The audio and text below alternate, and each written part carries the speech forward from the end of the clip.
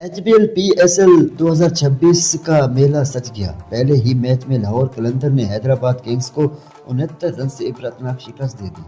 لاہور کے Gaddafi stadium میں کھیلے گئے اس افتتاحی میچ میں قلندرز نے ٹاس جیت کر پہلے بیٹنگ کرنے کا فیصلہ کیا۔ مقررہ 20 اوور میں 199 رنز کا پہاڑ کھڑا کیا۔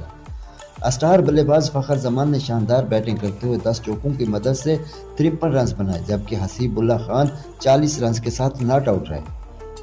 200 رنز کے بڑے ہدف کے تحقق میں حیدرآباد کنگز کی ٹیم ریت کی دیوار ثابت ہوئی اور پوری ٹیم آخری گیند پر محض 130 رنز بنا کر ڈھیر ہو گئی۔ حیدرآباد کے کپتان نے صرف 26 رنز بنا سکے، جبکہ قلندرز کی جانب سے حارث رؤف، سکندر رضا، عبید شاہ نے دو کھلاڑیوں کو آؤٹ کر کے مخالف ٹیم کی کمر توڑ دی۔